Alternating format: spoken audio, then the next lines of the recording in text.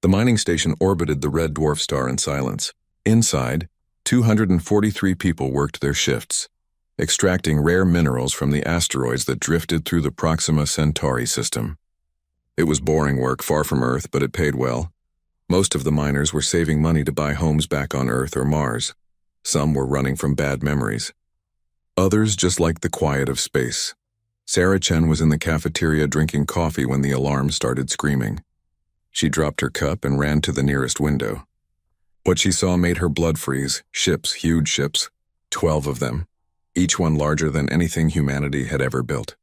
They were dark purple and covered in strange symbols that glowed with a sickly green light. The ships didn't look like they belonged in the same universe as human technology. They were wrong somehow, like looking at a predator that had evolved on a different world. "What are those?" Someone whispered behind her. Sarah didn't answer. She couldn't. Her throat had closed up with fear. The station's communication system crackled to life. A voice spoke, but it wasn't human. It sounded like rocks grinding together, like metal scraping against metal. The words came through a translator that made them flat and emotionless. Submit or perish, that was all. 3 words. No explanation. No negotiation. No chance to respond. The lead ship fired. The weapon didn't look like anything from human science fiction. There was no bright laser beam, no glowing plasma bolt. Space just seemed to twist and tear, and then the entire mining station was ripping apart. Metal screamed. Air rushed out into the void. People who had been drinking coffee or playing cards or sleeping were suddenly exposed to vacuum. Sarah Chen didn't feel the impact that killed her. She died instantly when the section she was in exploded. So did the 242 other people on the station. The alien ships didn't stay to confirm the kill. They simply moved on, deeper into human space, leaving debris and frozen bodies floating in the dark. On Earth, in the emergency session of the United Earth Assembly, the mood was dark. The holographic display at the center of the room showed the destruction on repeat. 243 faces appeared on the screens around the walls. Men and women of all ages, all backgrounds, all dead. "They didn't even wait for a response," said Admiral James Park. His voice was tight with controlled rage. "They came into our space, destroyed a civilian target, and broadcast a demand. This wasn't a misunderstanding. This was deliberate. Do we know anything about them?" asked Secretary General Elena Rodriguez. She looked tired, like she'd aged 10 years in the past few hours. "The linguistics team analyzed the transmission," said Dr. Michael Torres, head of the Xenoanthropology Department. "The language structure suggests a hierarchical society. The word they used for submit has connotations of permanent subservience. This isn't a negotiation. They're telling us to become slaves or die. Can we fight them?" asked the Chinese representative. Admiral Park pulled up tactical data. "We scrambled every ship we could from the Proxima Defense Fleet. 8 military vessels. They engaged the alien fleet 3 hours ago. And," Park's jaw clenched, "6 of our ships are gone. 2,000 personnel. We destroyed 3 of their ships before they retreated. The remaining 2 vessels are limping back to Proxima Station." The room erupted in shocked voices. Humanity had lost 75% of the force they'd sent. But they'd also killed 3 alien ships. That meant something. "They can be killed," said the Russian representative quietly. Everyone stopped talking and looked at him. "We hurt them, they ran. That means they can die just like anyone else." Admiral Park nodded slowly. "Our weapons work. Their shields aren't perfect. They're more advanced than us, yes, but not invincible. Captain Morrison's report before she died said their ships are faster, and their weapons hit harder. But our nuclear missiles got through. Our railguns penetrated their hulls. We just need more ships and better tactics." "How long before they come back?" asked the Secretary General. "Unknown. Could be weeks. Could be months. But they will come back. Species like this don't give up after one setback. They'll analyze what went wrong, adapt, and return with more force." The Indian representative stood up. "Then we need to prepare. We need every shipyard working at maximum capacity. We need every weapons lab developing new technology. We need to be ready." "Agreed," said Secretary General Rodriguez. "But first we need to make a decision. Do we try to negotiate or do we prepare for war?" The British representative laughed bitterly. "Negotiate? They killed 243 civilians without warning. They demanded our surrender before we even knew they existed. What exactly would we negotiate?" "Our survival," said the French representative. "Maybe we can find common ground. Maybe this is all a cultural misunderstanding. No, said Admiral Park. Everyone looked at him. He stood up slowly, his uniform crisp despite the long hours. I've been a soldier for 30 years. I know what this is. This is a predator species that's used to easy prey. They came here expecting us to roll over. When we fought back, they retreated to regroup. But they will return and they'll bring more force. The only question is whether we'll be ready. You're suggesting total war, said the German representative. I'm suggesting survival, Park replied. They struck first. They killed our people. Every minute we spend debating is a minute they're using to prepare. We need to make a choice right now. Do we fight or do we surrender? The room fell silent. On the screens, the faces of the dead stared down at them. Sarah Chen smiled in her ID photo. She'd been 28 years old. She'd been planning to return to Earth next year to marry her boyfriend. Now she was frozen meat floating in space.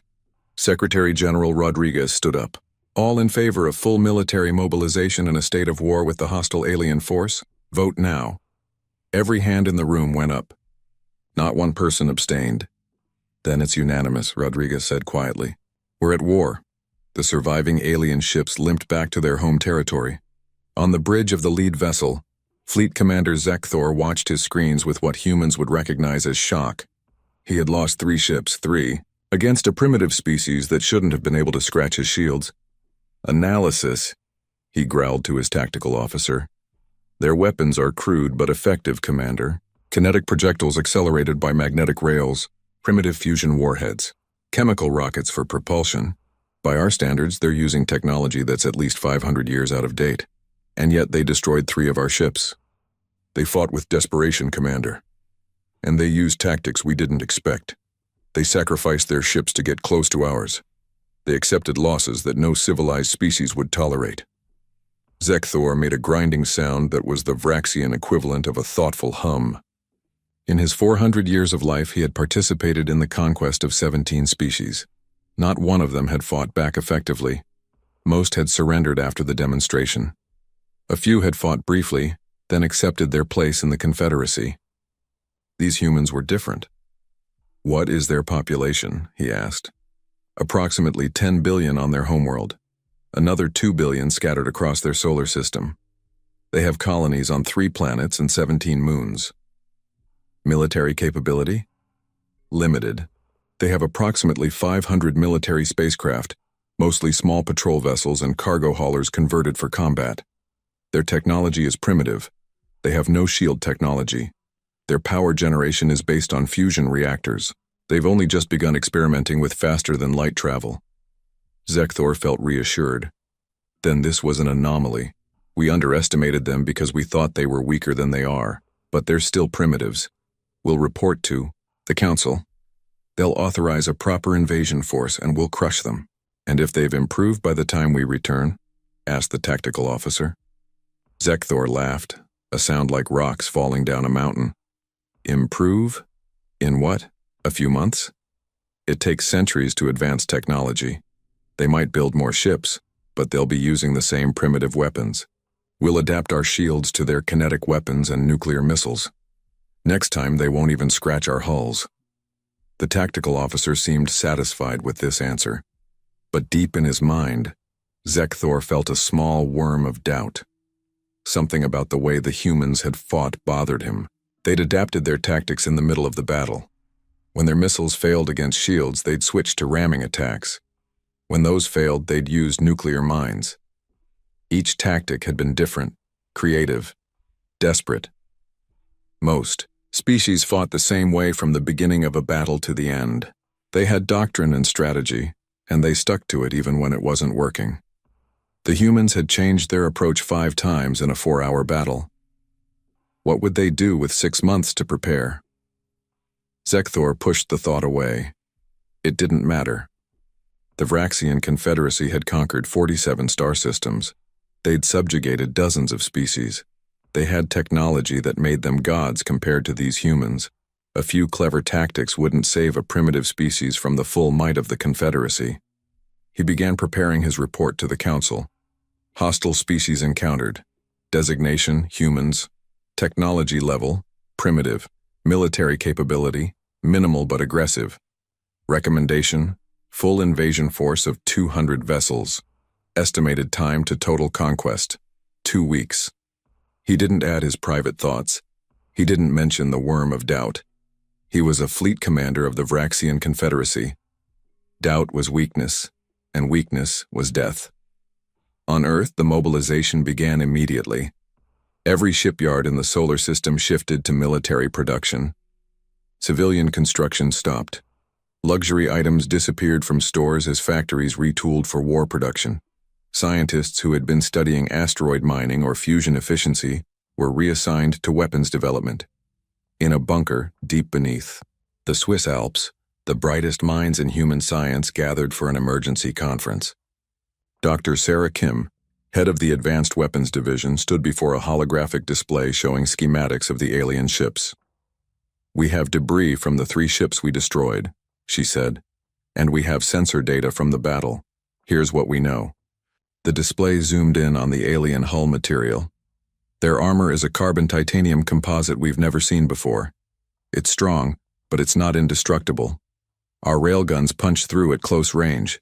That means kinetic weapons work." "What about their shields?" asked a physicist from India. "That's where it gets interesting," Dr. Kim said. The display changed to show energy readings. Their shields are some kind of electromagnetic field that deflects or absorbs incoming projectiles. But they have a refresh rate. After they block a hit, there's a tiny gap, maybe a tenth of a second, where they're weak. Our computers are too slow to exploit it, but if we developed better targeting AI, we could time our shots to hit during the weak point, finished a programmer from Japan. "I can write that algorithm." "Good, do it." "Next, their weapons." The display showed the strange space-twisting effect. "We have no idea how this works. It's not plasma, it's not lasers, it's not kinetic. Our best guess is they're creating temporary gravitational shears. We can't replicate it, and we can't shield against it with current technology. But we did notice something." She played the battle footage in slow motion. "Their weapons have incredible range, but they take time to charge. About 5 seconds between shots from each weapon mount. That means if we can close the distance quickly, we can get inside their firing cycle." "That's suicide," said an admiral. "Our ships aren't fast enough." "Then we make them faster," Dr. Kim said firmly. "We strip everything non-essential. No luxury quarters, no recreational facilities, no comfort, just weapons, engines, and life support. We build ships that are fast and disposable." "You're talking about turning our people into missiles," someone said.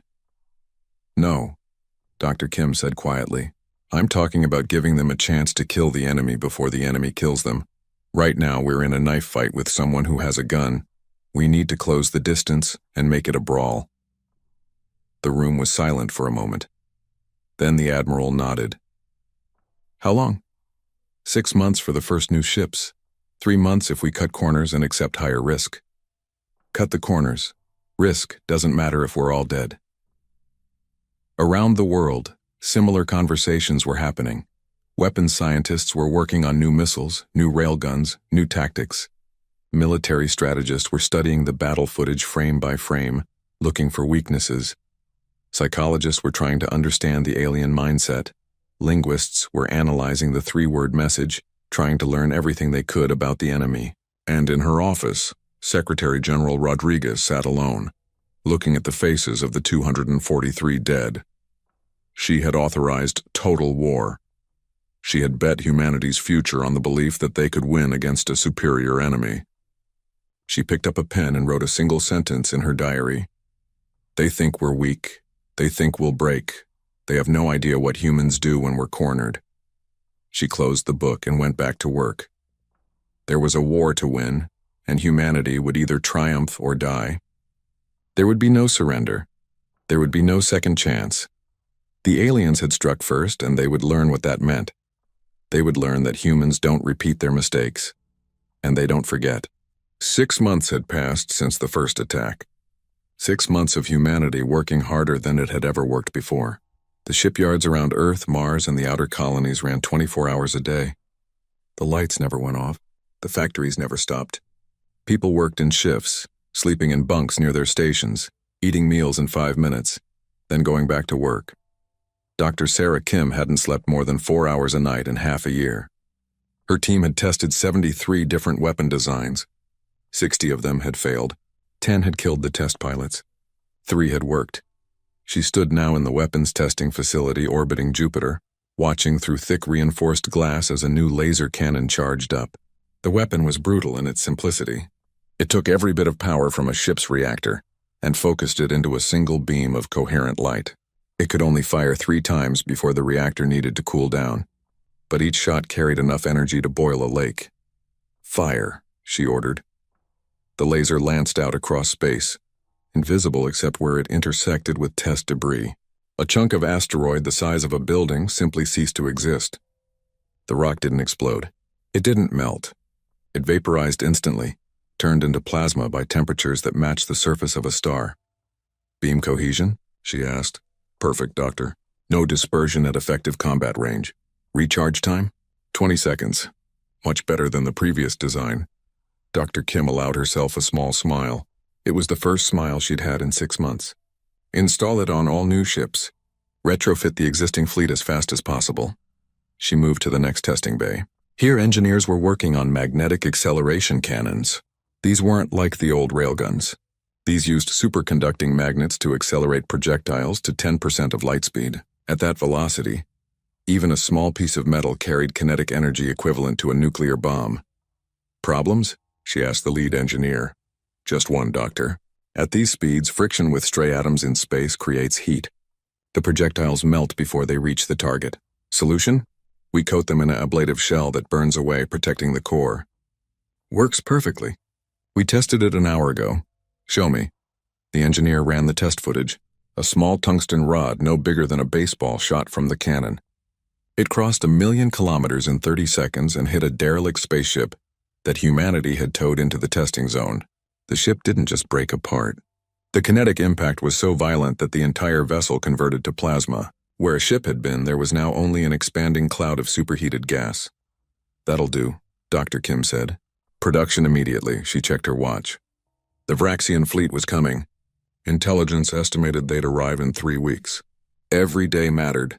Every hour mattered. Every minute humanity had was spent building weapons, training soldiers, and preparing for a battle that would decide whether their species survived. In Vraxian space, Fleet Admiral Krovex stood on the bridge of his flagship and looked at the armada he commanded. 200 ships. The largest fleet the Confederacy had assembled in 3 generations. Enough firepower to crack planets and boil oceans. He felt confident. The analysis of the human weapons had been thorough. He knew their capabilities now. He knew their limitations. His shields had been calibrated to deflect their primitive kinetic weapons.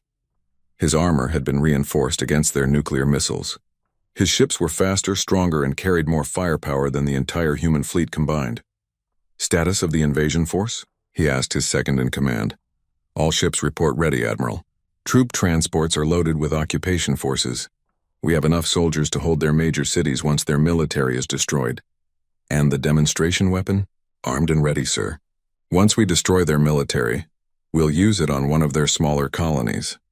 They'll see what happens to species that resist. Then they'll surrender." Krovex nodded.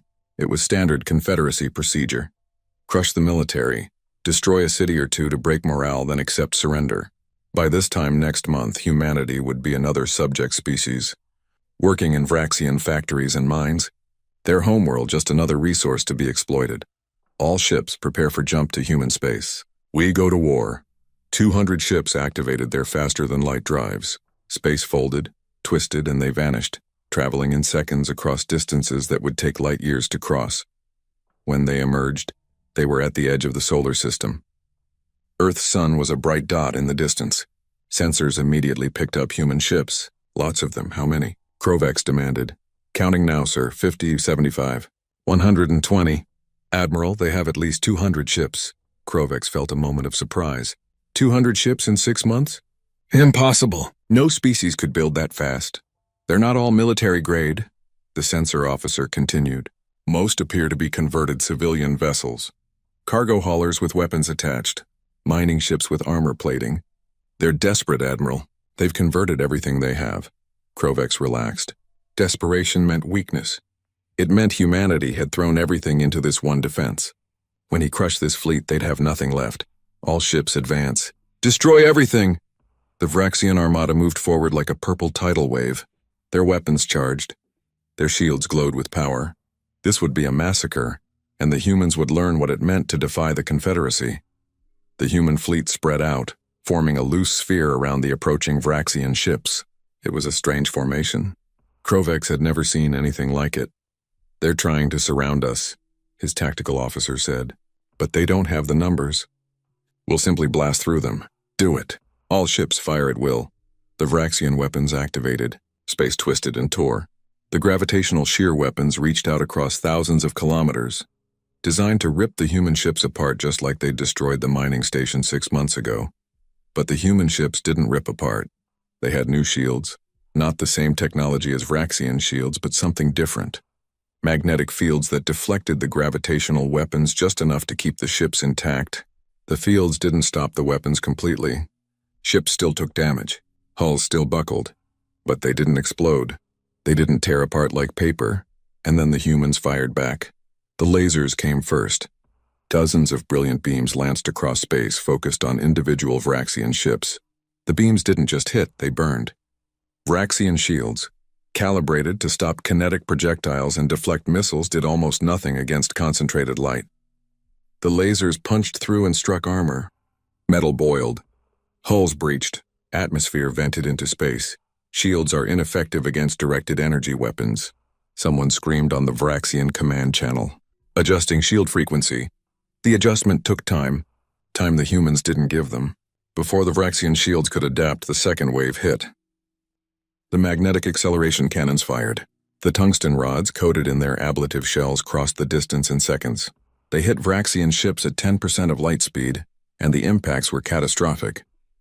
Kinetic energy converted to heat and shock waves. Ships crumpled like aluminum cans. Some simply vanished in expanding clouds of vapor. "Evasive action!" Krovex roared. All ships evasive. The third wave was the worst. The smart mines activated. Humanity had seeded them throughout the battle space. Small autonomous weapons with basic AI and explosive charges. They'd been floating dormant, waiting. Now they came alive, using tiny thrusters to intercept Vraxian ships. The mines were too small for ship weapons to target effectively. They swarmed like angry insects. The mines attached themselves to Vraxian hulls and detonated.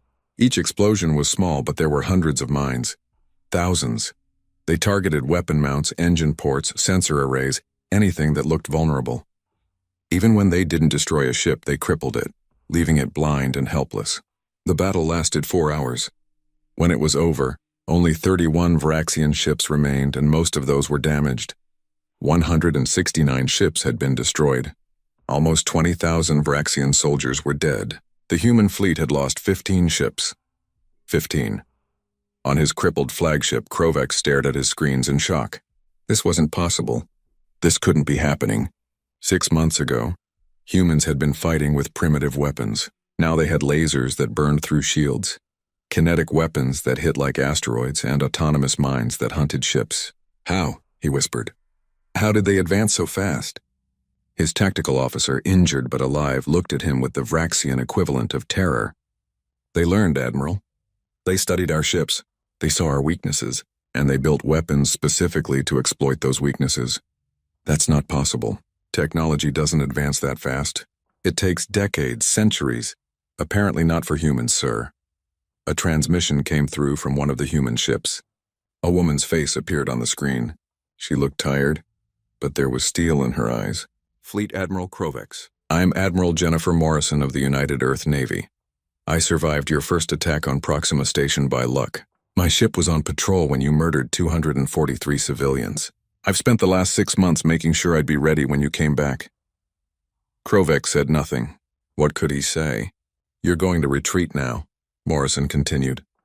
"You're going to go back to your Confederacy, and you're going to tell them what happened here. Tell them we're not like the other species you've conquered. Tell them we learn. Tell them we adapt. And tell them that if they come back, we'll be even more ready than we were today. The Confederacy will never accept this defeat," Krovex said, finding his voice. "We will return with a force that—" Yeah, Morrison interrupted. "You'll return with overwhelming force. You'll crush us. You'll make us pay. We've heard it all before.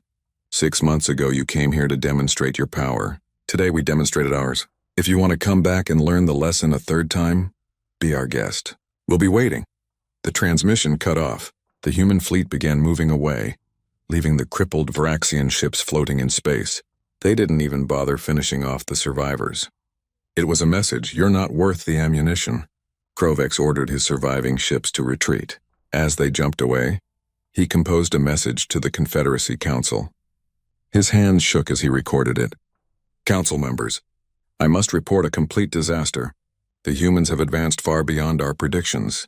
They possess weapons we've never encountered, directed energy weapons that bypass our shields, kinetic weapons that strike with incredible force, autonomous systems that hunt our ships. I strongly recommend immediate negotiations for peace. I do not believe we can win a war against this species. He knew what the council would say. They would call him a coward. They would say the Confederacy had never surrendered, never negotiated, never backed down. They would send another fleet, bigger and more powerful, and the humans would be waiting, with new weapons and new tactics, ready to teach the Confederacy another lesson. For the first time in his long life, Krovex felt something he'd never experienced before. Fear. Not fear of dying in battle, that was honorable. Fear of facing an enemy that learned from every mistake, that adapted faster than should be possible, that turned every defeat into a lesson, and every lesson into a weapon. The humans didn't fight like the other species. They didn't follow patterns. They didn't repeat themselves. Every time you faced them, they were different, better, more dangerous. How did you defeat an enemy like that? On Earth, the celebration was brief. Yes, they'd won. Yes, they'd destroyed most of the Vraxian fleet. But everyone knew this wasn't over. In the bunker beneath the Alps, Dr. Sarah Kim was already planning the next generation of weapons. The Vraxians would come back. They had to. A species didn't build an empire by giving up after one defeat. What do we do now? Asked one of her engineers. Dr. Kim pulled up projections on her screen. We keep improving. The lasers need better cooling systems. The kinetic cannons need faster reload times. The mines need better AI. We have maybe a year before they return. We need to use every second. You think a year will be enough? Dr. Kim looked at the battle footage, watching human ships dodge and weave through Vraxian fire, watching the lasers burn through enemy armor, watching the enemy retreat. A year ago, we were mining asteroids and worrying about retirement savings. 6 months ago, we built lasers and railguns from scratch. Today, we destroyed the largest fleet the Vraxians have ever sent. If we have a year, she smiled grimly. God help them. Because we won't. Around the world, humanity prepared for the next round. They knew the Vraxians would come back. They knew the next fleet would be larger, more powerful, more determined. They also knew that humans had one advantage the Vraxians didn't understand. Humanity's greatest strength wasn't weapons or technology. It was the ability to learn from mistakes and make sure they never repeated them. The Vraxians had attacked twice now. Both times, humanity had been ready with new tactics and new weapons. If the Vraxians came a third time, they would find something they'd never encountered before. They would find that humans didn't just learn from their own mistakes. They learned from their enemies' mistakes, too. And they never forgot. 1 year after the second battle, the Vraxian Confederacy Council met in emergency session. The vast chamber was filled with representatives from all 47 conquered species. Most were silent, watching the proceedings with careful neutrality. A few looked hopeful. Rumors had spread about the defeats at human hands, and some subject species were wondering if the Confederacy might finally have met its match. Supreme Council leader Vorthax stood at the center of the chamber. He was ancient, even by Vraxian standards over 600 years old, and he had overseen the conquest of 30 systems personally.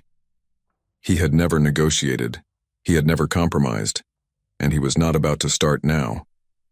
Fleet Admiral Krovex, he said, his voice amplified through the chamber. You request that we negotiate with the humans. You suggest we accept defeat. Explain. Krovex stood before the council, knowing his career and possibly his life depended on his next words. Supreme Leader, the humans are unlike any species we've encountered. They advance technologically at a rate that should be impossible.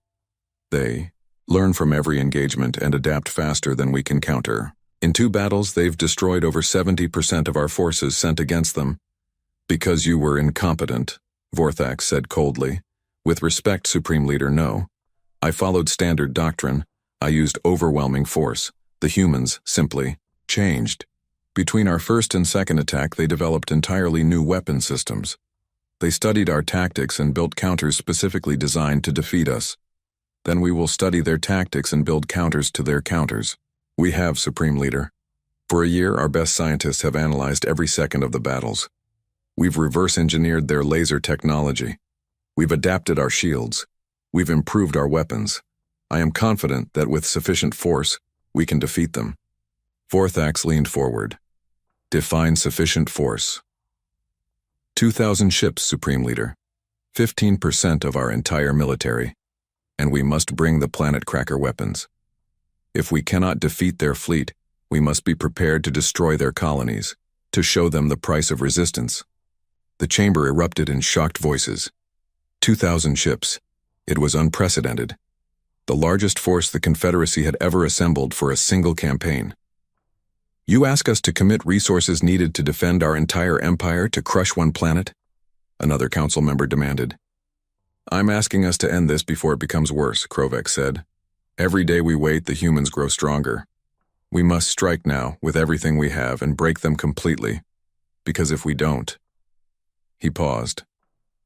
If we don't, I believe they will eventually strike us. Laughter echoed through the chamber. The idea of a single planet attacking the mighty Confederacy was absurd, ridiculous. Approved, Vorthax said, cutting through the laughter.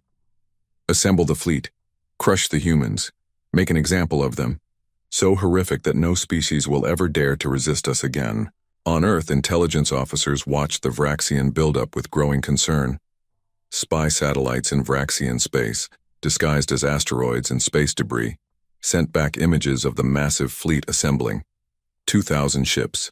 It was more than anyone had expected. Secretary General Rodriguez called an emergency meeting. Admiral Morrison was there, along with Dr. Kim and the heads of all major militaries. Can we win? Rodriguez asked simply. Admiral Morrison looked at the tactical displays. In a straight fight? No, we have 400 ships now and they're all better than what we had a year ago. But 2,000 against 400. The math doesn't work. We'd lose. Then we don't fight straight, Dr. Kim said. Everyone looked at her. We've been assuming they'd come to us, that we'd fight a defensive battle in our own space just like before. But why do we assume that? Because that's how war works, said a general. They attack. We defend. That's how war worked, Dr. Kim corrected. But humans don't repeat themselves, remember? They expect us to do what we did before, upgrade our weapons, improve our defenses, and wait for them to attack. So we do something completely different. What are you suggesting? Rodriguez asked. Dr. Kim pulled up a star map. We've been working on new FTL technology based on principles we've learned from captured Vraxian ships. Our version is faster but less stable. We can't use it for long journeys, but for short jumps? She smiled. We can jump from here to here. Her finger traced a line from human space to deep inside Vraxian territory. While their fleet is traveling to attack us, we attack them. The room fell silent. It was crazy. It was reckless. It was exactly the kind of thing humans did when cornered. We don't have the forces to occupy Vraxian worlds, an admiral pointed out. We don't need to occupy, Dr. Kim said. We just need to threaten. They're bringing planet crackers to destroy our colonies. We'll bring planet crackers to theirs. They've shown us how the weapons work. We've built our own. While their fleet is busy attacking an empty solar system, we'll be holding their homeworld hostage. An empty solar system? Morrison asked. We evacuate. Everyone. Every person in every colony. We load them onto transports and hide them in deep space, far from any planet or star. The Vraxian fleet will arrive and find nothing but automated defenses. Drones, millions of them. Cheap, disposable, and all programmed to do one thing. Buy time. Time for what? Rodriguez asked, though she was starting to understand. Time for us to force the Vraxians to surrender.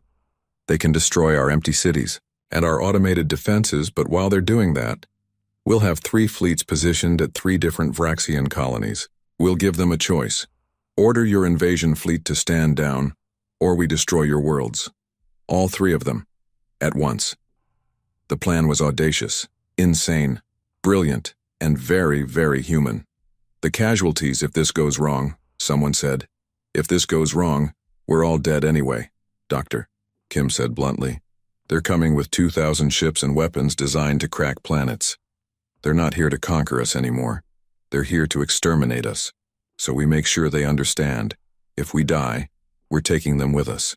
Admiral Morrison stood up. I'll lead the strike on the first Vraxian colony. I'll take the second, said another admiral. Third is mine, said a general. Rodriguez looked around the room at the faces of humanity's military leaders. They knew this plan might fail.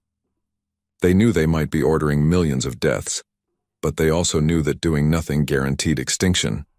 Make it happen, she said. Show the Vraxians what happens when you teach humans your tactics. The Vraxian armada arrived at the edge of human space in what they expected to be a glorious campaign. 2,000 ships bristling with weapons, shields upgraded to counter human lasers, armor reinforced against kinetic weapons. They were ready for anything. What they found confused them. Where are the defending ships? Krovex demanded. Sensors show. Nothing, Admiral. The system appears almost empty. Wait, detecting thousands of small contacts. They're all around us. On the screens, little dots appeared. Then more dots, then more. Millions of small objects, each one no larger than a fighter craft, suddenly activated and began moving toward the Vraxian fleet. Drones, the tactical officer said. They're all drones. Automated weapons platforms. Destroy them, Krovex ordered. The Vraxian fleet opened fire. The drones began dying by the thousands, but there were so many. For every one destroyed, 10 more appeared from hidden positions among the asteroids, the moons, the cold storage depots in deep space. And the drones were smart. They learned. When Vraxian ships destroyed them with gravitational weapons, the next wave approached from different angles. When shields blocked them, they adapted, swarming together to overwhelm the defenses. They were cheap and disposable, but there were millions of them, and each one carried enough explosive to damage a ship. Where are the human ships? Krovex demanded again. This made no sense. The drones were an annoyance, but where was the real defense? That's when the communication came through. A human face appeared on every Vraxian screen simultaneously. It was Admiral Morrison.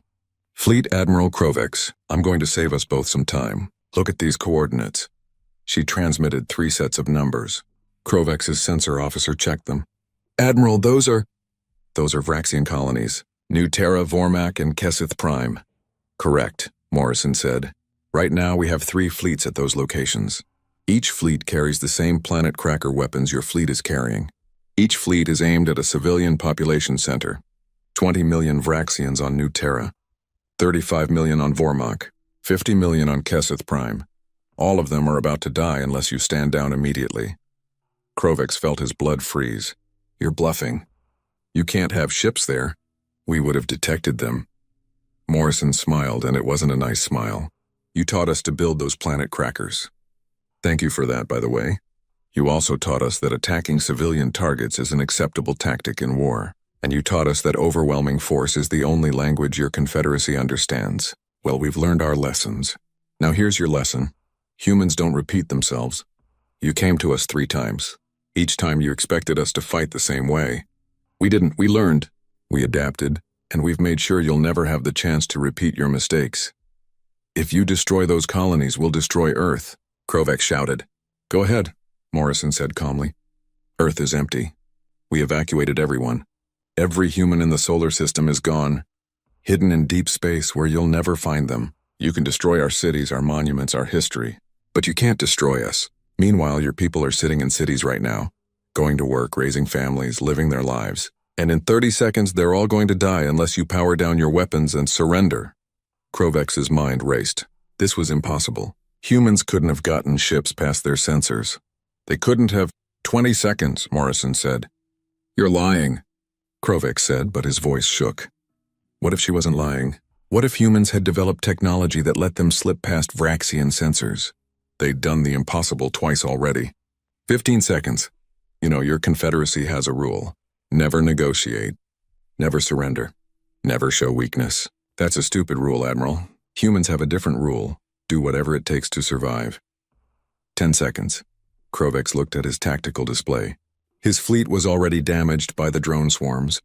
Dozens of ships had been destroyed or disabled. And all of this was just automated defenses. The real human fleet was somewhere else, threatening Vraxian civilians. 5 seconds, 4, 3. Stop! Krovex roared. Stop, don't fire, we surrender. The bridge went silent. In 600 years of Vraxian history, no fleet had ever surrendered. Ever. Morrison's face showed no triumph. Just exhaustion. Smart choice. Here's what happens now. You're going to power down all weapons. You're going to disable your FTL drives. Then you're going to wait while we send boarding parties to every single one of your ships. You're going to hand over all your technology, all your star charts, all your intelligence on the Confederacy, and then you're going to go home and tell your council exactly what happened here. And if we refuse, then our fleets at your colonies will fire, and 105 million Vraxians will die. Your choice, Admiral. Make it now. Krovex looked around his bridge. His officers stared at him, waiting for orders. Some looked angry. Some looked scared. All of them looked defeated. Stand down all weapons, he said quietly. Disable the FTL drives. Prepare for boarding. As human ships began appearing, not from human space but from Vraxian space exactly as Morrison had promised, Krovex finally understood what he was facing. Humans didn't just adapt their technology, they adapted their entire way of thinking. They studied their enemy and learned not just how to fight them, but how to think like them, how to predict them, how to beat them at their own game. The Vraxians had taught humans about overwhelming force and civilian targeting. Now humans had used those exact tactics against their teachers. A transmission came in from the Confederacy Council. Supreme Leader Vorthax's face appeared, his features twisted with rage. Krovex, what is the meaning of this? Why have you surrendered? Because they're holding 3 of our colonies hostage, Supreme Leader. Then destroy Earth. Kill them all! Earth is evacuated, empty. They knew we were coming and they prepared. Not by defending, but by attacking. By doing exactly what we would have done if we were them. This is unacceptable. I order you to... With respect, Supreme Leader, I'm no longer taking orders from the Council. I'm taking orders from Admiral Morrison now. Because if I don't, 105 million Vraxians will die. And it will be our fault. We attacked them first. We killed their civilians. We threatened to destroy their planets. They're just following the rules we taught them. Vorthax's face turned an interesting shade of purple. You are a traitor to the Confederacy. Maybe, Krovex said. Or maybe I'm the only one who understands what we're facing. These humans, Supreme Leader, they don't fight like other species. They don't surrender. They don't stay beaten. And most importantly, they learn from every mistake, ours and theirs. We attacked them 3 times. 3 times! And each time they were ready with something we didn't expect. How many more times do you want to try? How many more Vraxians do you want to kill learning a lesson we should have learned the first time? The transmission cut off. Krovex knew his career was over. Probably his life too, eventually. But at least he'd saved 105 million civilians. Morrison's face appeared again. Thank you for making the right choice, Admiral. Now let's talk about peace. The Vraxian Confederacy was collapsing. It happened slowly at first, then all at once. The news of the 3rd defeat spread through Vraxian space like poison.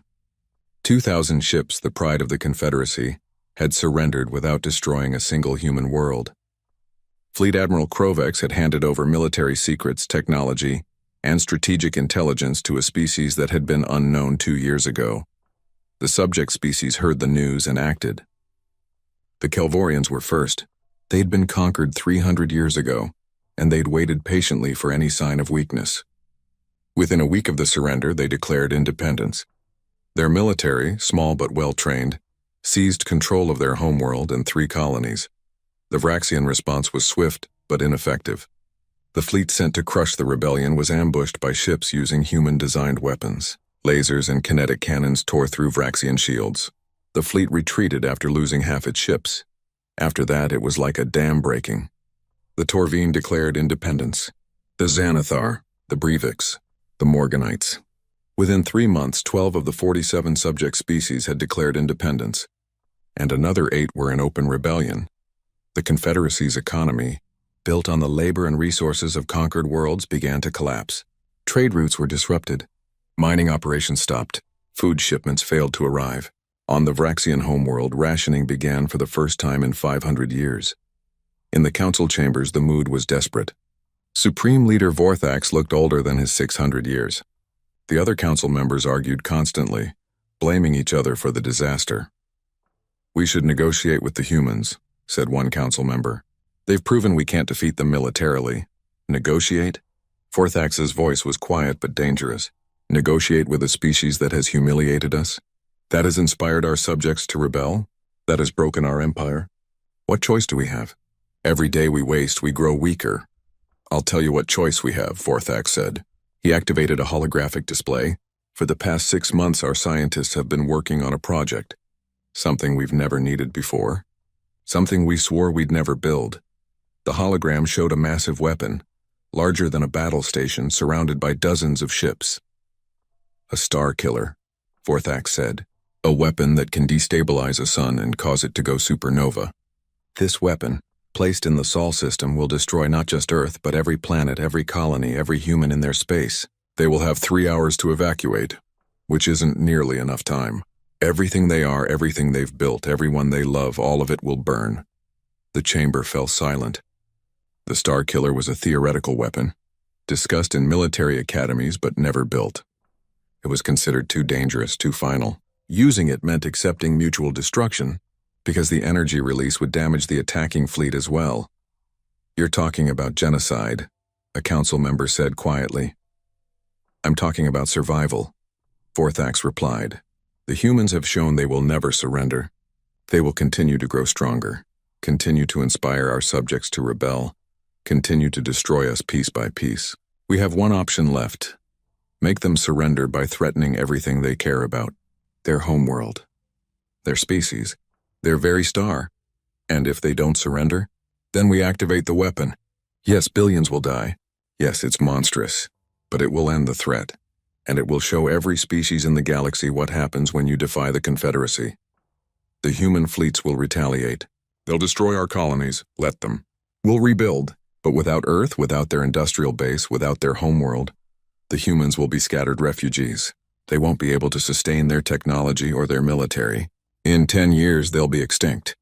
In 20, no one will remember they existed." Another council member stood up. "This is madness.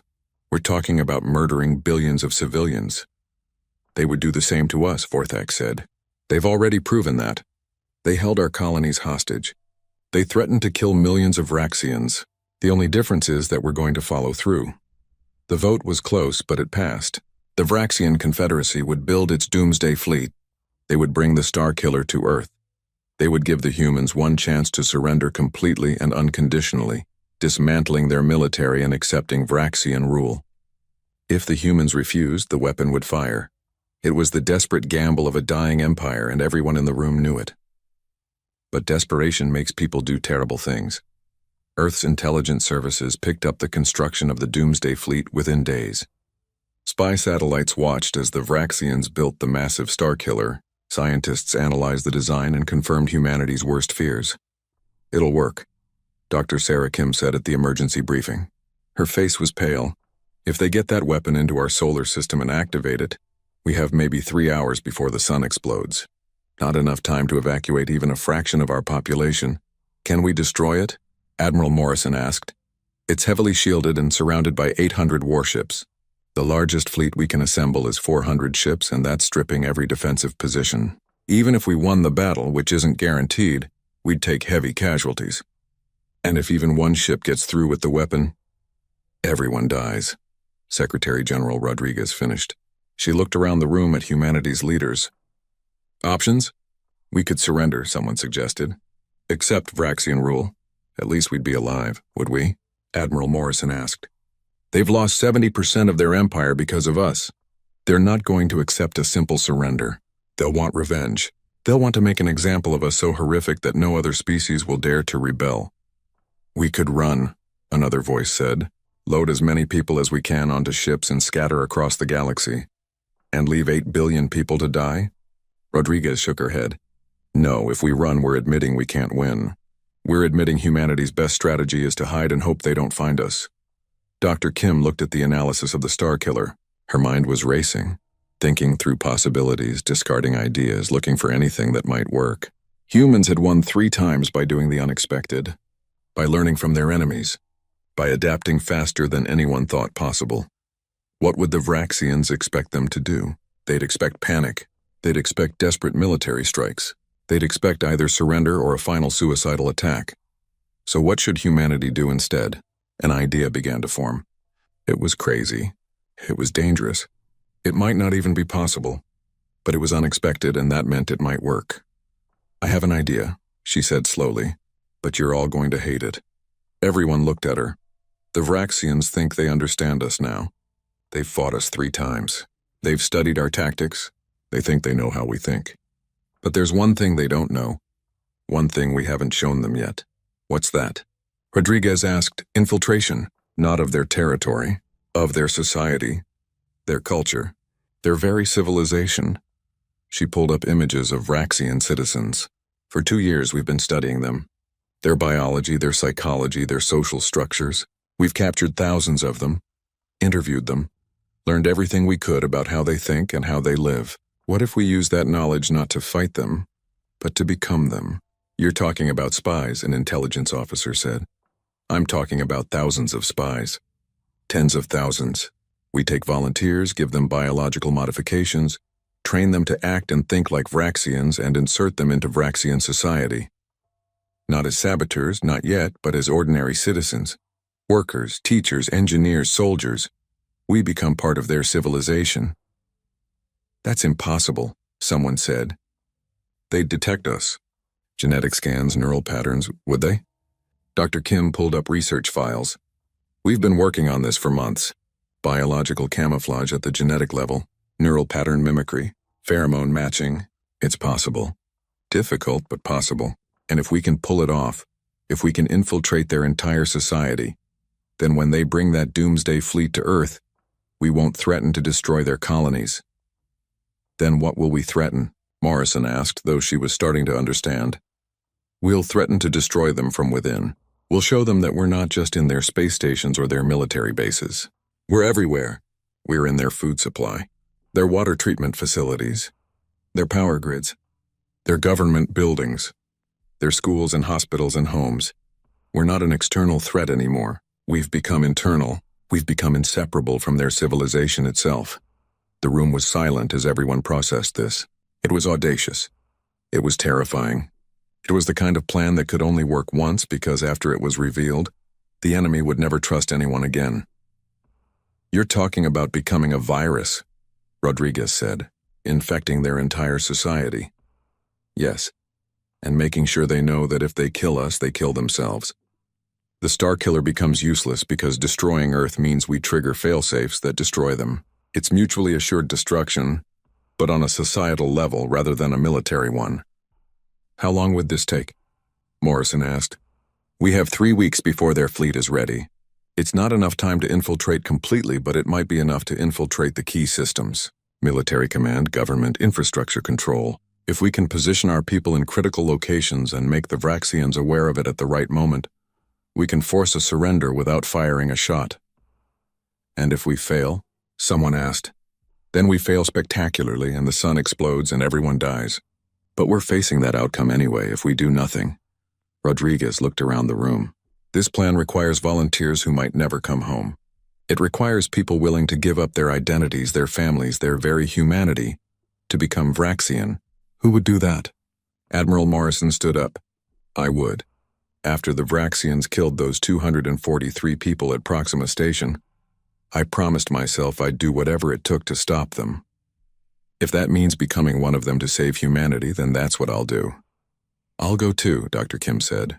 I've spent 2 years learning how to kill them. Time to learn how to infiltrate them. Around the room, others stood up. Military officers, scientists, engineers, intelligence operatives. People who understood that this might be humanity's last chance. Then we proceed, Rodriguez said. May God help us all. The transformation process was brutal. Volunteers underwent genetic modification, bone restructuring, neural rewiring. Their faces changed. Their bodies changed. Even their thoughts began to change as they learned to think like Vraxians, to react like Vraxians, to be Vraxian in every way except their loyalty. Dr. Kim, now going by the Vraxian name Kirvana, looked at herself in the mirror and barely recognized what she saw. Purple skin, different bone structure, eyes that could see in different spectrums. When she spoke, it was in the grinding, rock-like Vraxian language. "How do you feel?" asked the technician monitoring her transformation. "Wrong," she said. "Like I'm wearing someone else's skin. Because I am. That feeling will fade. The neural modifications will help you think like them, act like them. Within a few weeks, being Vraxian will feel natural. And if it feels too natural, if I forget who I really am?" The technician handed her a small device no larger than a grain of rice. "This is your anchor. It's implanted in your brain, hidden from any scan the Vraxians have. If you ever doubt who you are, if you ever feel like you're losing yourself, you activate this. It'll remind you that you're human, that you're Sarah Kim, that you volunteered for this mission." She took the device. "How many of us are there?" 50,000 volunteers, all undergoing the same transformation, all preparing to infiltrate Vraxian society. It's the largest intelligence operation in human history. 50,000 people, 50,000 humans giving up everything to become the enemy. Some would be discovered. Some would be killed. Some might actually forget who they were and become truly Vraxian. But if it worked, if they could infiltrate deeply enough, they might save 8 billion lives. "When do we deploy?" she asked. "Tomorrow. You'll be inserted into Vraxian civilian populations across their territory. Your cover story is that you're a refugee from one of the rebellious colonies. You'll find work, build a life, and wait for the signal. It might be days. It might be weeks. But when the signal comes, you'll activate your mission protocols and show the Vraxians that humans aren't just in space. We're everywhere," Kim finished. She looked at her Vraxian face in the mirror one last time, then turned away. "Let's get started. We've got a war to win from the inside." 3 weeks after the infiltration began, the Vraxian Doomsday Fleet was ready. 800 warships surrounded the Starkiller, a weapon so large it had to be towed by a dozen ships working together. The weapon looked like a massive spike covered in power conduits and exotic matter containment fields. When activated, it would inject unstable particles into a star's core, causing a chain reaction that would lead to supernova. Fleet Admiral Krovex stood on the bridge of his new flagship. After his surrender at the third battle, he'd been stripped of rank and imprisoned. But the Confederacy needed experienced commanders for the Doomsday Fleet, and Krovex knew humans better than anyone. So they'd given him back his rank and one last mission: force humanity's surrender or destroy them completely. He didn't feel proud. He felt sick, but he had his orders. "All ships report ready, Admiral," his tactical officer said. Krovex nodded. "Activate FTL drives. Destination Sol system. Time to end this war." The massive fleet jumped through space. When they emerged at the edge of the solar system, they found what they expected: a human defensive fleet. 400 ships arranged in battle formation around Earth. But the humans didn't attack. They just waited. "Broadcast the ultimatum," Krovex ordered. A message went out on all frequencies in all languages. "People of Earth, this is Fleet Admiral Krovex of the Vraxian Confederacy. We have brought a weapon capable of destroying your sun. You have 24 hours to surrender unconditionally. Dismantle your military. Submit to Vraxian authority. Agree to Vraxian rule for 1,000 years. If you refuse, we will activate the Starkiller, and every living thing in this system will die. You have 24 hours. The response came immediately, but it wasn't what Krovex expected. Instead of panic or defiance or negotiation, there was laughter. A single transmission from the human fleet, broadcast so every Vraxian ship could hear it. "You still don't understand, do you?" It was Admiral Morrison's voice. Though Krovex didn't know she was actually sitting on a transport ship far from the battle, having given command to others before her infiltration mission. "Understand what?" Krovex demanded. "You think you've cornered us? You think you've finally found a weapon we can't counter? You think we're going to panic and surrender? But here's what you don't understand. Humans don't repeat themselves. We don't make the same mistake twice, and we've been learning from you for 2 years now. Your weapons cannot reach the Starkiller before we activate it," Krovex said. "Your fleet is too small, your technology too limited. Who said anything about our fleet?" The voice was amused now, almost playful. You're thinking about this all wrong. You're thinking about military tactics and space battles. But we learned something from you in our last fight. We learned that the best weapon isn't always a gun. Sometimes it's information. Sometimes it's fear. Sometimes it's the enemy's own paranoia. What are you talking about? Let me show you something. Every screen on every Vraxian ship suddenly changed. The tactical displays, the communication systems, even personal devices, everything showed the same image. The Vraxian homeworld, not from orbit, from the surface. From inside the capital city, the image was taken from the Confederacy Council chambers. It showed Supreme Leader Vorthax sitting at his desk working on reports. He was alone, unaware he was being filmed. That's a live feed, the human voice said. Right now, real time, we're inside your most secure facility, filming your Supreme Leader without his knowledge. Want to see more? The images began multiplying. Vraxian military bases, government buildings, power plants, water treatment facilities, food processing centers, schools, hospitals, ordinary homes where Vraxian families were having dinner. And in each image, one figure stood out, one person who subtly didn't belong. They were doing ordinary things, working, eating, walking, talking. But each one turned to face the camera and smiled. Thousands of images, tens of thousands. Humans disguised as Vraxians embedded throughout their entire civilization. My name is Sarah Kim, said a woman in one of the images. She was speaking Vraxian perfectly, standing in what appeared to be a military command center. 2 weeks ago, I was a human scientist. Today, I'm Kirvana, a tactical analyst for the Vraxian Third Fleet. I report directly to Admiral Zorvex. I've been entering data into your military computers for 8 days now. Want to guess what I've been doing? Another image. Another human. I'm Lieutenant James Park. I'm currently working in the Life Support Control Center for the Vraxian homeworld. I have access to the atmospheric processors, the water purification systems, the power grid, all of them. Another image. I'm Dr. Maria Santos. I'm a food inspector for the Vraxian Agricultural Ministry. I oversee the safety testing for 40% of the food consumed on the homeworld. More images. More voices. 50,000 humans all revealing themselves simultaneously. Engineers, technicians, soldiers, teachers, workers. They were everywhere. In every critical system, every important facility, every position that mattered. On his bridge, Krovex felt his blood turn to ice. This was impossible. Genetic scanners should have detected them. Security protocols should have caught them. They couldn't have infiltrated this deeply, this quickly. But they had. Here's what you're going to do, the original human voice said. You're going to power down that star killer. You're going to disable your weapons. You're going to turn your fleet around and go home. And you're going to surrender. Not because we're threatening your colonies this time. Because we're threatening you. We'll find your infiltrators, Krovex said, but his voice shook. We'll execute them all. Really? You're going to find 50,000 people hidden among billions of Vraxians? People who look exactly like you, sound exactly like you, have the same genetics and neural patterns as you? We've spent 2 years learning how to be you. We're not just wearing disguises. We've become Vraxian. You can't find us. And even if you could, you'd have to shut down your entire civilization to do it. Food production, power generation, water treatment, military command. We're inside all of it, a new voice spoke. It was Supreme Leader Vorthax. The transmission was being broadcast from the council chambers. This is a trick. Computer simulations. Artificial images. You're trying to make us panic. Is that what you think? Dr. Kim, Kirvana, said from her position in the military command center. Then let me prove it's real. She reached out and pressed a button on the console in front of her. I just shut down the defensive satellites around the homeworld. All of them. They'll restart in 30 seconds, but for 30 seconds your planet is defenseless. How's that for proof?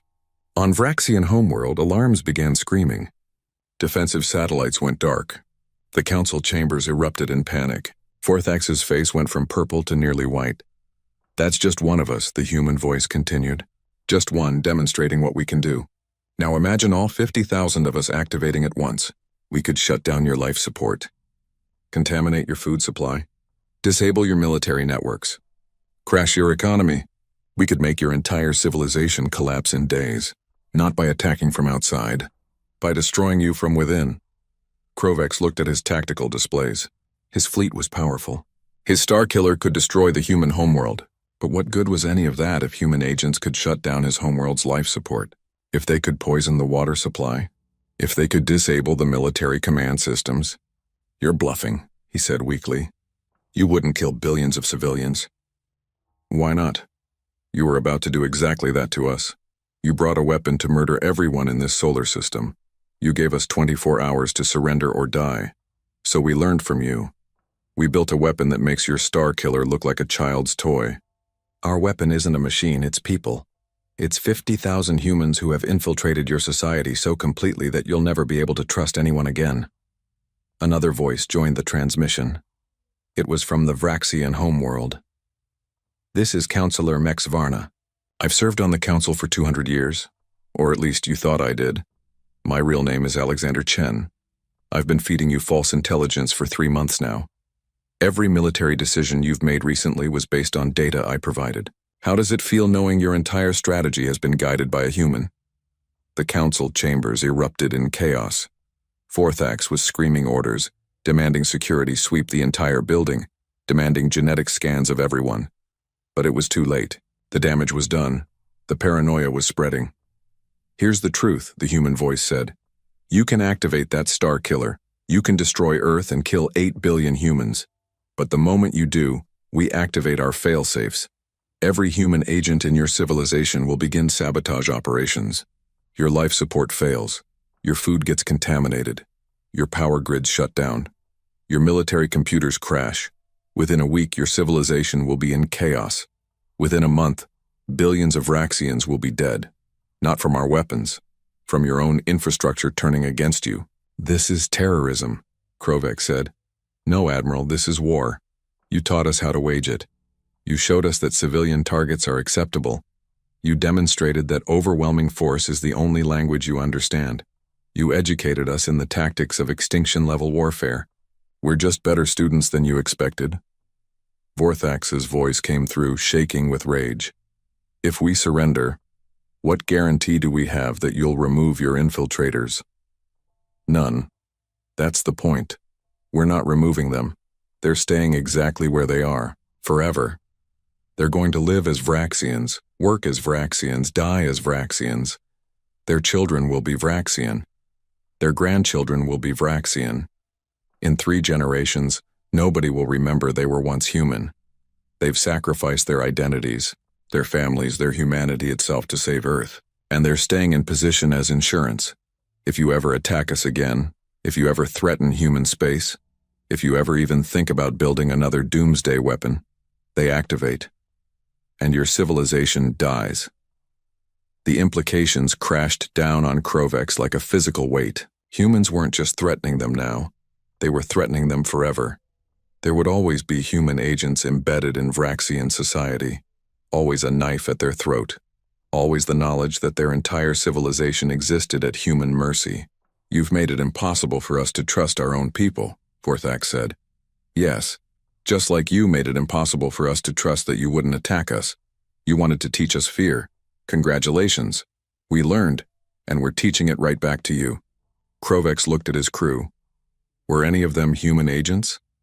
Was his tactical officer secretly working for Earth? His helmsman? His communications officer? How would he ever know? How would anyone in the Confederacy ever know? The human voice softened slightly. We don't want to destroy you, we never did. We just wanted to be left alone. You attacked us 3 times, each time we defended ourselves. Each time you came back with more force.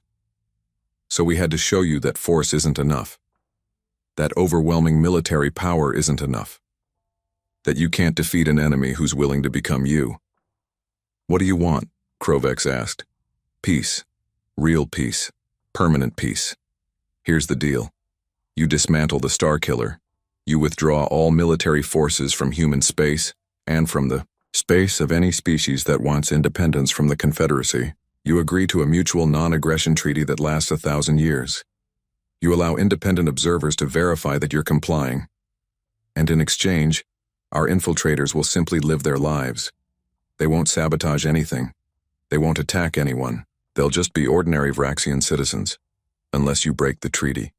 Then they activate. And if we refuse? Vorthax asked. Then we activate them now. Right now. We shut down your life support, contaminate your water, disable your power, and watch your civilization collapse. Your choice, Supreme Leader. Make it now. The Confederacy Council held an emergency session. The debate was fierce but short. Some council members wanted to fight, to call the human bluff, to refuse on principle, but most understood the reality. They had lost. Not in battle, not to superior weapons. They'd lost because humans had infiltrated their society so completely that the Vraxians could never feel safe again. Supreme Leader Vorthax looked older than his 600 years when he made the final decision. We accept your terms. The Confederacy surrenders. Power down the Starkiller. Withdraw all forces. We will sign your treaty. The formal surrender took 3 days to complete. The Vraxian Doomsday Fleet turned around and went home. The Starkiller was disassembled under human supervision. The subject species who wanted independence were granted it.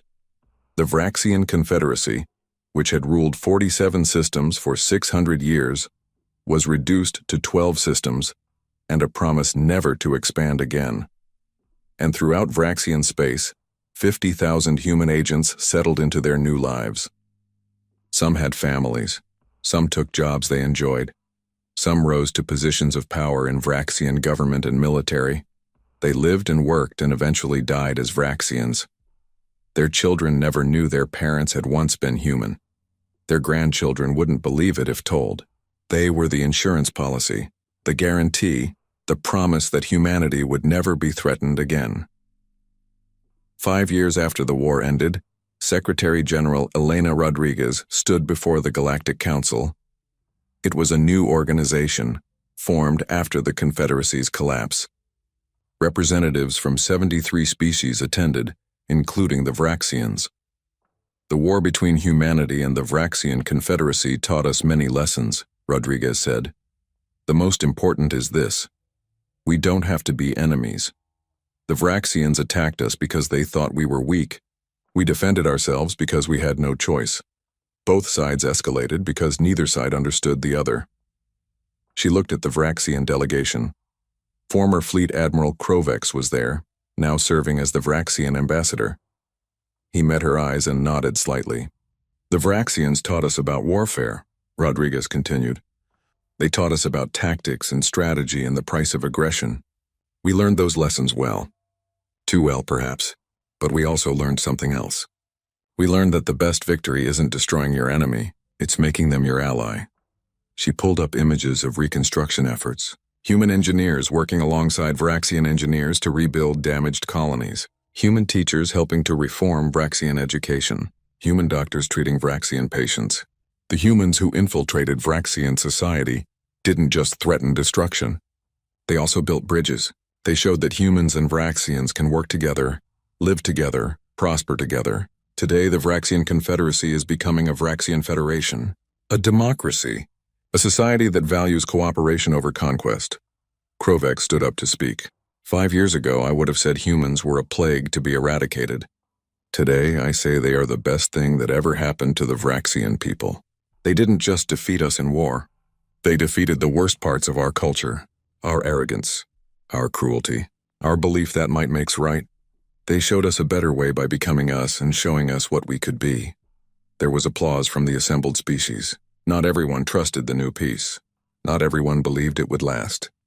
But it was a start. After the session, Rodriguez met privately with Krovex. How many of our infiltrators have you identified? She asked. Krovex laughed, though it wasn't entirely a happy sound. Honestly, we've stopped looking. Every time we think we've found one, we realize we can't be sure. Your people are too good at being us. And the truth is, they've been good citizens. They contribute to society. They pay taxes. They raise children. Some of them are genuinely making our civilization better. It's easier to just accept that they're there and move on. That was the idea, Rodriguez said. Make you paranoid enough to never attack us again, but integrated enough that removing them would hurt you more than help you. It worked. I hate that it worked, but it did. Krovex paused. Can I ask you something? The 50,000 infiltrators. Do they ever regret what they did? Giving up their humanity to save Earth? Rodriguez was quiet for a moment. Some do. We get messages occasionally, through secure channels. Some of them miss being human. Some of them have forgotten what it was like. Some have families now, Vraxian spouses, Vraxian children, and they can never tell their loved ones the truth. It's lonely. It's hard. But they volunteered. They knew what they were giving up, and they do it again because they saved 8 billion lives. Heroes, Krovex said softly. Yes, heroes who will never be recognized. Heroes who gave up everything, including the ability to be called heroes. They stood in silence for a moment, two former enemies who had learned to respect each other through war. Your species has a saying, Krovex said. Humans don't repeat themselves. I've thought about that a lot. You fought us 3 times, and each time you used completely different tactics. You learned from every engagement and evolved faster than we could adapt. That's terrifying, but also admirable. You attacked us 3 times, Rodriguez replied. You repeated the same mistakes over and over. You underestimated us. You relied on overwhelming force. You thought we'd break. And each time, you learned nothing from your failures. That's why you lost. Have we learned now? Krovex asked. I hope so. Because if you haven't, if you ever threaten humanity again, we won't infiltrate your society next time. We'll become your society. Every Vraxian will wonder if their neighbor, their co-worker, their family member is secretly human. You'll tear yourselves apart with paranoia, and we won't have to fire a single shot. Krovex believed her. That was the truly frightening thing. He absolutely believed that humans were capable of doing exactly that. We've learned, he assured her. The Confederacy made a mistake. We won't repeat it. Because we finally understand. Humans don't repeat themselves. But they never forget either, and they will always ensure their enemies don't repeat their mistakes, not because they're merciful, but because they make it impossible. Rodriguez smiled. It wasn't a warm smile. Now you're learning. Maybe there's hope for galactic peace after all. In a small Vraxian town on the colony world of Keseth Prime, a woman named Kirvana taught chemistry at the local school. She had a husband, 2 children, and a small house near the river. Her neighbors liked her. Her students respected her. No one suspected that she'd once been human. Sometimes late at night she would activate the tiny device in her brain, the anchor that reminded her who she really was. She would lie in bed next to her Vraxian husband, look at the purple-skinned faces of her sleeping children, and remember that her real name was Sarah Kim, that she'd once been human, that she'd volunteered to give up everything to save Earth. The memories hurt. They always hurt. She missed Earth. She missed coffee and sunsets and speaking English. She missed being human. But when she looked at her children, she didn't regret her choice. They were alive because she'd made this sacrifice. Earth was alive. Humanity was thriving, and the Vraxian children she taught would grow up in a better society, one influenced by the values of the 50,000 humans who'd become Vraxian to save both species. She turned off the anchor and went back to sleep, dreaming of both worlds, the one she'd left behind and the one she'd chosen to protect. Across the galaxy, 50,000 other former humans did the same. They lived their lives. They kept their secrets. And they stood ready, always ready to activate if humanity was ever threatened again. The Vraxians had learned their lesson. Humans don't repeat themselves. And they make absolutely certain their enemies don't get the chance to repeat theirs either.